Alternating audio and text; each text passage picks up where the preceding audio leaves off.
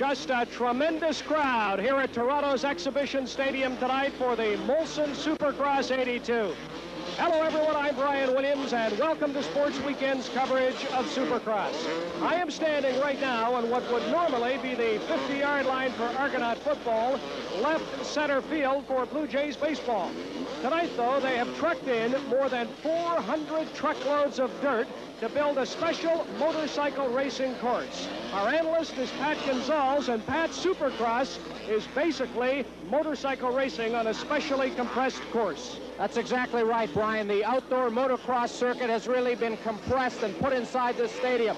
The width of the track is about half the size it is on a normal motocross circuit, so that makes it very difficult for the riders to pass. The start of this race is extremely critical, especially that first turn. This is not the easiest Supercross course we've seen. It's very difficult. We've had some rain here before. It has kept the dust down a little bit, but the track is a little bit slick. So I think it'll be a difficult course tonight, and it will really separate the top riders from the also-rans. Well, we have already seen some exciting racing here during the elimination heats. Over 80 riders from Canada, the United States have entered the race, but only 25 will qualify for the final. A 20-minute race around a 2,300-foot course covering most of the playing surface here at Exhibition Stadium. The top riders have qualified, but they've had their problems. There were no surprises in the first three elimination heats. Honda factory rider Jim Gibson won the first. His teammate Johnny O'Mara took the second heat, while in the third, Mark Barnett, Suzuki's top rider, unquestionably the top supercrosser in the world, won easily. But there in the fourth heat, the race you're watching, we had a surprise leader, number 313, Jeff Surwall. He was a surprise because running in his heat was Ross Peterson, Canada's top supercrosser. At this stage in the race, Peterson had led, then he fell, losing the lead to Surwall. Peterson was pushing his Suzuki to catch up. Here, number 1 in yellow behind several midfield men. At the front, there were moments of glory for Surwall, a privateer leading a highly paid rider like Peterson. Peterson was gaining, leaping high over the whoop-de-doos, and was soon on the leaderboard, riding, it seemed, flat out. Well, Ross Peterson has been racing for only 4 years. He is short on experience in comparison to most of the top American riders, but is an extremely tough rider. Peterson has a great future, there's no doubt. He started late at the age of 16 when many of the top Americans have been riding since the age of 6 and 10. It looked as though he'd cast good judgment to the wind to qualify for the final. He only had to finish in the top 5. And as we watched him take unnecessary risks, going all out for victory in this heat race. And here is Jeff Surwall coming across the finish line first in this elimination race, and he will qualify for the final. Ross Peterson, number 1, on his way to a 4th place finish here, and that will give him a spot on the starting line for the final event. Each year, as development increases, the bikes begin to look more similar, constantly being refined and tuned. This Suzuki is typical of the motorcycles which will be ridden out here tonight in this Supercross event. The front forks allow for about 12 inches of travel, and that'll soak up the bumps at the front of the motorcycle. The big knobby tire will enable the rider to move along the mud and the dirt and the sand out here on the course. The engine is 250 cc's, putting out about 45 horsepower, and it, of course, is water-cooled with the radiator right up here beside the gas tank. At the back of the motorcycle, it has just one shock, single shock rear suspension that is pretty well customary in all of the Supercross bikes now. At the back, once again, the big knobby tire to put that 45 horsepower to the ground, and that is your machine, the Supercross bike that will be traveling up over the whoop-de-doos and jumps and around the Supercross course. Well, a crowd of nearly 40,000, one of the bigger events of the year here at Exhibition Stadium. Riders are on the line, and who should we be looking for, Pat? Brian, it's going to boil down to a 4-man race. Johnny O'Mara, last year's winner on a factory Honda. I think it's just about, the whole body basically gets a really bad beating, but the bike really takes a lot also. The bike's got to be ready for this type of track, and, it's got to be built right. You have to be in tremendous condition to race this track. Yeah, you do. We train every day, and, a lot of running, riding every day, and, you need to do that to win. Mark Barnett, the American Supercross champion who was second here last year, is raring to go. Well, some of them, not as much experience, might get nervous. I look down and see myself and a couple other riders. They tend to get a little nervous, but I remember when I was younger and I looked down the line, I'd get nervous too, so I think you got to get nervous.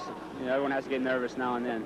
Ross Peterson, Canada's #1, is years behind in experience, but has skill and fitness in abundance. Third here last year, he has never beaten Barnett or O'Mara.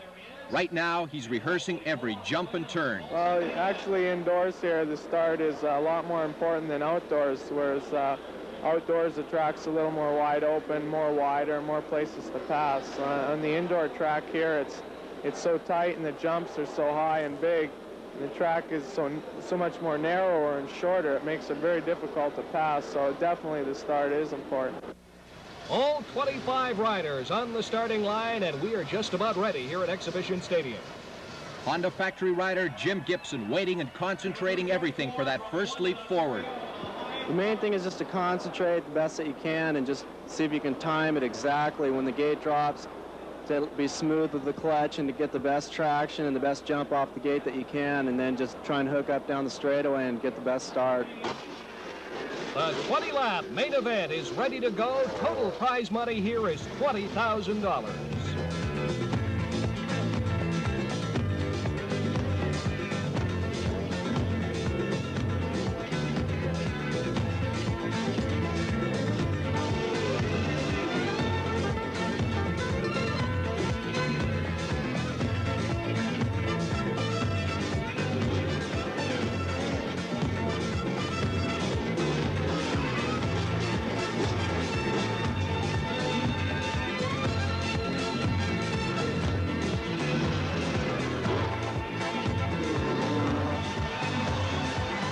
Johnny O'Mara out of the gate first with the hole shot and leads going to turn 1. Over the whoop-de-doos, O'Mara, number 23, with the lead, and he's really attacking the whoop-de-doos. 61, Clint Hardwick, right in there in the front runners. And there's a rider going down, number 47, Alain La Rochelle, has crashed here on the whoop-de-doos. Several other riders plowing into the back of the number 47 machine. However, the top riders are through on the King Kong. That is O'Mara. He is very, very fast. The other riders now trying to pick it up and get back in this race. All of those riders have restarted, but they're well back at this point. O'Mara, number 23, is your leader, and he is really gassing it here on the first lap. He's really attacking the course, and you can see O'Mara, a very stylish rider, as he is just trying to put as much ground between him and Barnett and Gibson going by there, also running up into the front 5. The question now is, where is Peterson, number 1, the Canadian? There's Peterson. He's well back, perhaps running in 10th or 11th, and he's got a lot of catching up to do if he's going to catch the front-running Johnny O'Mara. Johnny O'Mara in lap number 2 at the whoop-de-doos, a punishing series of jumps that the best riders are really trying to take maybe 1, 2 at a time here.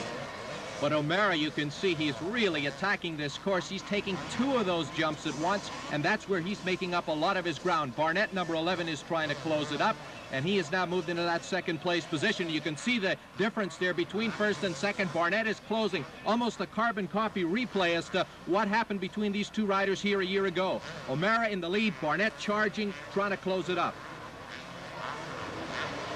Barnett is going to pressure the Honda rider, I think, much earlier this time. Last year he left it too late. He doesn't want to make the same mistake again this year.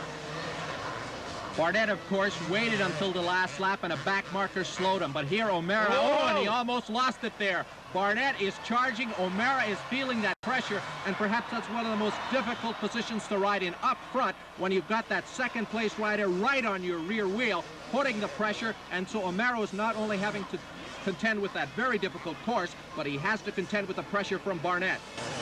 And over the King Kong jump, that is O'Mara. Not a good jump, Pat. Barnett has closed the ground over that. Barnett is right behind O'Mara. He got a very good drive off that turn, and he's close to within a couple of bike lengths. Mark Barnett, known as the Bomber, the Magic. He's got that reputation for being a real charger and perhaps one of the most aggressive riders on the Supercross circuit. And over the jump now, we'll watch O'Mara now. He will use what is known as a slot here at the corner, Pat, right in a groove. Very important coming out of this jump, right here. Going into this first turn, he uses that dirt berm to get the drive off the turn, puts the rear wheel in there, cranks loose the throttle, and gets the drive to take him over the whoop-de-doos. But you can see the front running 2, taking 2 jumps at once. Some of the other back markers are just taking 1 jump at a time. A foggy night here in Toronto, as you can see from the high camera shot. Johnny O nearly lost it again. I'd say he's going flat out right now, pushing it right to the edge.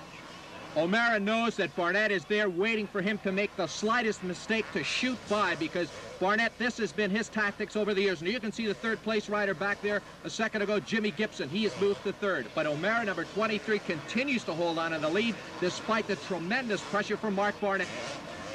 These riders, you know, are really like cowboys in a rodeo.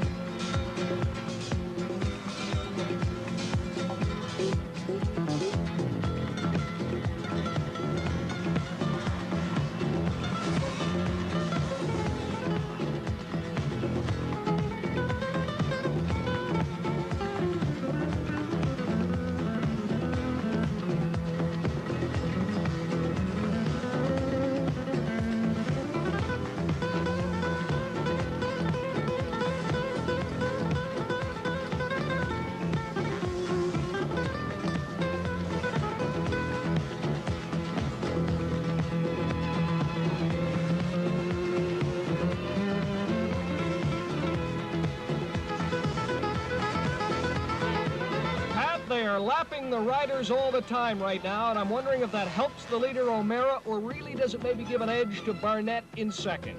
At this point, it looks like both riders are having not too much difficulty getting by those slower riders, but all it takes is for one rider to cut the path, and there's your third place rider going over the whoops, Jim Gibson, number 22.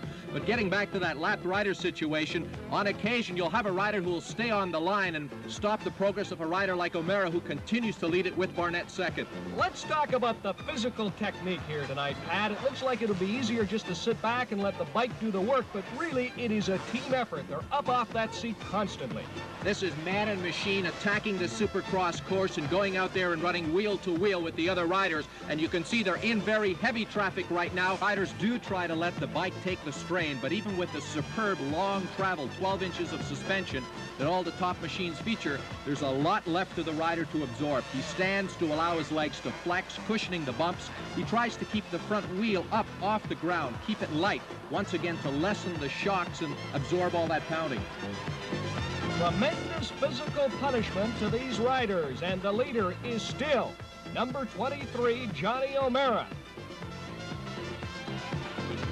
Here's O'Mara going into that King Kong jump, and let's talk about the technique of jumping here, Pat. There's one essential, Brian, and that's never land on the front wheel. If you do, the whole weight of the rider and the bike landing will likely tumble you right off the bike over the handlebars. So the rider accelerates over the jump, pulls up on the handlebars, and makes sure that he lands on the back wheel. And Mark Barnett, number 11, is closed right up on O'Mara as they go into lap number 7. Barnett continues that constant pressure. He's been as close as one bike length away from O'Mara, but at times he'll drop back to 10, but he's still there within contact from the leader, and I think we're going to get a charge from Barnett. Yeah, the whoop-de-doos there, 23, O'Mara sideways in midair. He almost lost it. O'Mara, of course, very stylish rider. Earlier in his heat, we saw him take both feet off the foot pegs, almost spread eagle in the air coming over one of those whoops. But Barnett right now to within 8 bike lengths as they come over the big jump here. Barnett continues to close it up. O'Mara there has stalled. O'Mara has stalled the bike. Barnett, number 11, has gone into the lead. Mark Barnett has taken the lead. Johnny O'Mara seemed to stall the bike coming off the King Kong jump. So we have a new race leader on lap 8. It is Mark Barnett, the U.S. Supercross champion. Pat, really just a good old country boy from down Alabama. Barnett, originally from Bridgeview, Illinois, now living on his grandmother's farm down in Alabama, where he has his own track, his own motocross track, and he perhaps puts in more laps than any of these Supercross riders. He'll go out and ride 5 hours in a day on his practice bike down in Alabama. Now, O'Mara will try and put the pressure on Barnett, but I would say, Pat, Barnett can handle it better. Barnett, of course, out front. He likes to run up front. He doesn't like to run second. O'Mara, perhaps mentally now, will be a little bit down after that stall coming off the King Kong jump. He will try to charge to the front, but remember, he's going to have to be taking some very big chances there. You can see the margin between first and second. O'Mara closing, trying to close it up on Barnett, and it's almost the tables have now reversed. It is Barnett out in front, and O'Mara trying to close up and put the pressure on the leader. And there is the leader, Barnett. Puts that leg down as he comes around the corner. And now he'll stand up going into those whoop-de-doos. Barnett to turn number 1, hits the berm, putting that rear wheel into that dirt groove that's been carved there in turn 1, and Barnett really attacking the whoops. You can see him there taking 2 of those jumps at a time. There's 6 of those whoops along that straightaway, and Barnett just takes 3 jumps as he's taking them 2 at a time. And so the standings after 10 laps. The race is half over, and we'll be right back at the Molson Supercross.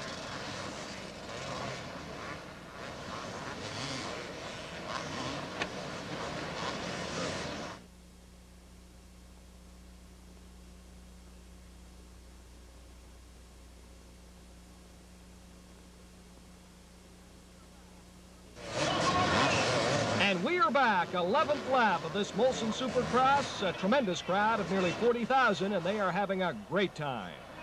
Is this your first time here? Yes, it is. What do you think of this? Oh, I think it's fantastic. Just terrific. You ever been on a motorcycle? Oh, yeah, I used to have a trail bike. Yep, very exciting. A lot of women here, I'm surprised. Oh, yeah.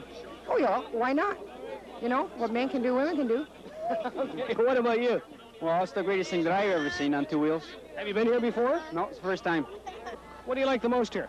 Over there on those jumps, how the guy Johnny O'Mara came over them and the King Kong jump, how he's kind of went up in the air all the time. This is the #1 growing sport in America, so it should be catching around here.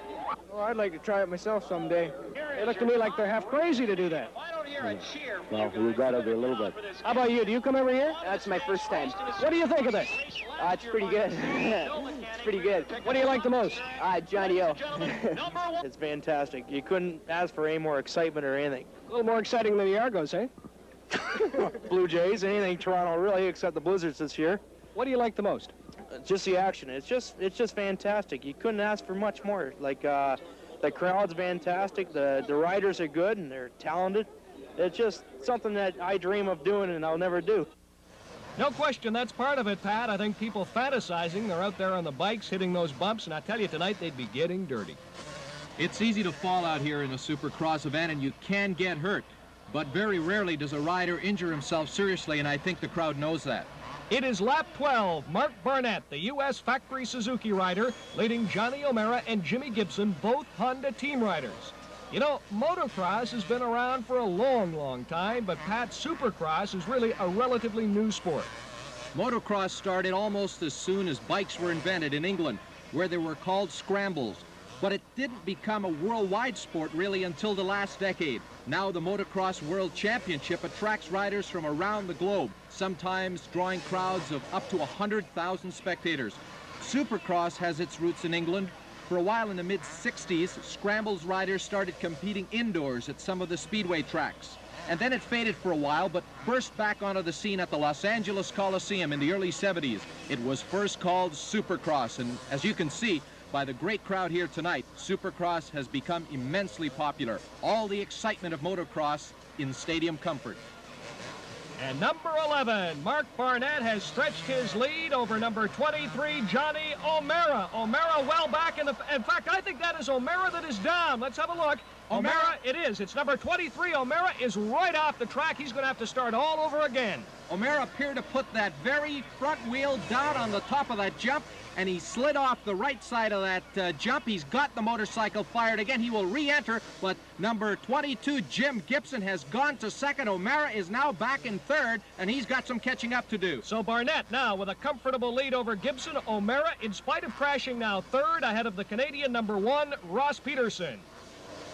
Barnett, number 11, out in front, and he will probably be getting a pit board from his tuner and mechanic Jeff Clark to say that he now has a much bigger lead with the crash by O'Mara, number 23. Gibson is second, but he is quite a ways back at this point. Barnett now really having to contend with the course and that backmarker traffic. What about Gibson, who is running in second place? They refer to him before the race as Mr. Consistency. Well, Gibson's 23 years old and is very young in this sport. He's married, he's been riding for 13 years, but as you say, very, very consistent. He usually finishes in the top 10.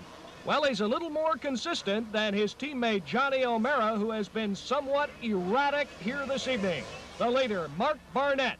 Ross Peterson, number 1, the Canadian, and he is a sponsored rider, we should point out, Pat. Peterson, number 1, backed by the Canadian Suzuki distributor. He is a full-time professional rider, and this is the battle for 4th place. Number 61 actually now in 4th, Clint Hardwick, and Peterson, number 1, trying to catch him to move into that 4th place position. Well, most of Peterson's experience is in motocross, which, as you said, is basically similar to Supercross. There are some crucial tactical differences, though, which do affect the strategy. Here's Ross Peterson. We only race 20 minutes here in the indoor in the final, whereas outdoors we ride 45, but just due to the fact that there's so many jumps and the track is so short and tight, the 20 minutes almost seems a lot longer than a 45-minute outdoor race. A good effort by the young Albertan from 10th after the first lap to 4th here on lap 15. And remember, Peterson is on a production RM250 machine. Barnett is on the factory bike, a much faster, lighter machine. The leader, Mark Barnett. Prior to the race, I spoke to him about technique. This is a tight course with a lot of corners. How do you go into the corners here? Is it mostly leg work? Are you accelerating into them, accelerating out of them, or what? Well, you exit the corner and you shift gears and get going, and then as you come into the corner, you brake, the front brake and the rear brake, and right as you're going to make your corner, you slide up on the front of the tank, get all your weight forward for the turning and traction on the front end, and you turn and make your turn and try to get back on the back of the bike for traction on the rear wheel, accelerate down the next straightaway. Mark Barnett, number 11, now on his 14th lap, looking very smooth, going very, very fast, though. In fact, he's gaining on everyone. He is just a few seconds, Pat, from lapping even Ross Peterson here, who is still in 4th position. Barnett, the leader. Barnett is still attacking this course, and he is running very, very hard out here, having to contend with the back marker traffic, but he is a very determined young man out here. Number 1, Ross Peterson from Alberta. You know, though, Pat, Barnett is such a tough rider. I'm wondering, once he gets out in front, is anyone going to catch him unless his machine breaks down? That is probably the only thing that's going to prevent Mark Barnett from winning this race. He's out in front. He's got a cushion of a lead there now. Now it's just rider and machine attacking that course, counting the laps here as he runs it home to the checkered flag. You can see Barnett still going very quickly, and there you saw him pull off one of the tear-off that keeps the rider's goggles clear with all that mud that's being thrown up from the motorcycles. And mud very much a factor here tonight. They had rained most of the day. It stopped prior to the race, but look at it. It is just thrown up all over the place. Number 11, Barnett, excuse me, Pat, as he now gets ready to come into that start-finish straightaway. I think some of these riders for the second time, you can see he's still very fresh out there, riding hard as he races home to the checkered flag, going for the win here. Over the jump, out of the straightaway now, I would say a lead of perhaps 20 seconds into the whoop-de-doos. Look at this. Still, after all this punishment, Barnett is as fast as ever. So with 4 laps to go, here are the standings.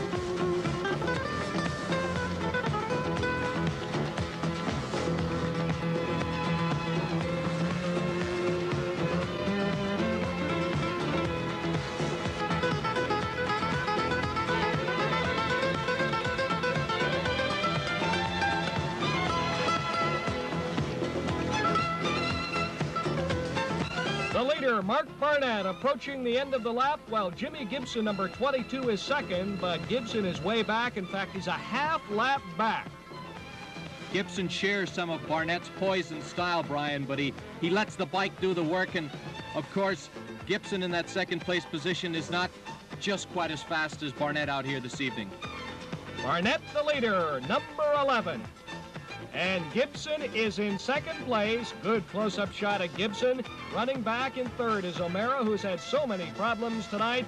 And in 4th place, the Canadian Peterson. And boy, number 11, he just gets stronger and stronger, Pat. Barnett, and there is the second place rider, Gibson. You know, he shares some of Barnett's poise and style over these jumps, Brian, but there's one difference. He's doing just what the race leader does, but Barnett does it just that much faster. Number 11, Mark Barnett. 1 year ago, he was second here to Johnny O'Mara. He was the heavy favorite last year. It was a disappointment for him. He was favored again this year, and he is determined to make 1982 no disappointment. And Barnett is now just about 1 lap away from victory in tonight's main event. And here we go, Mark Barnett into the final lap in this 20-lap main event. Barnett over that start-finish jump into turn 1. He's going to be a little bit cautious on this final lap, but I don't think Barnett knows how to ride a Supercross machine slow out here on the circuit. You can see here, even though it's the final lap and he's got a big cushion on Gibson, he is still really charging out there and passing several riders. He almost bobbled there coming off that turn, but this is such a poised rider. And in fact, I think this rider is considered by many to be the best Supercross rider in the world. And let's just watch as number 11 Barnett brings it home.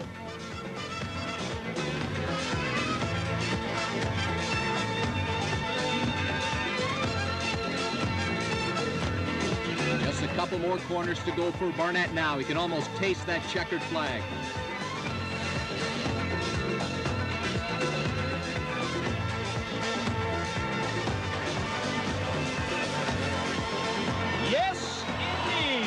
Mark Barnett, you are number 1. In 1982, Barnett wins the 20-lap main event. Remember, he was second last year, so he comes back to win for the first time at Exhibition Stadium, and he gets a tremendous ovation from this crowd of nearly 40,000. Jimmy Gibson finished second, Johnny O'Mara was third, and Ross Peterson finished fourth. And there's Barnett, as he's going to give somebody a souvenir to take home tonight.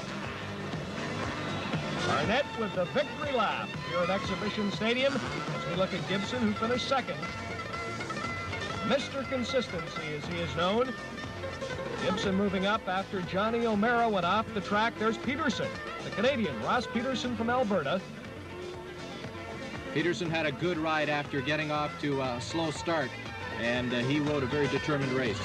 And the people now crowd around the stand for the presentation to the man from Alabama.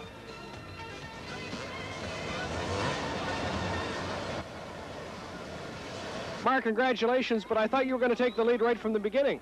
Well, you can always hope you get to start, but it don't always happen, you know, so I just got a pretty good one. It was seconds better than first, and just worked on it from there, and Johnny O'Mara made a couple mistakes, and I got around him and held it to the end just about. When he fell off, was he trying to press to catch you? That was after you'd passed him. I'm not really sure. He probably, after I passed him, might have messed his concentration up a little bit, and he might have made a mistake on them double jumps, and he went down. Other than that, I don't know what kind of mistakes he made. You surprised you caught him as early as you did? Well, I was kind of surprised in the start I had because it really wasn't that good out of the gate. I got out about 5th and did a lot of passing them first couple corners, and that's where probably I won the race right there. Great job. Congratulations. Thank you. So Mark Barnett, second in 1981, comes back to win this Molson Supercross event in 1982. For Pat Gonsalves, I'm Brian Williams. Hope you enjoyed Supercross 82. So long, everybody, from Exhibition Stadium in Toronto.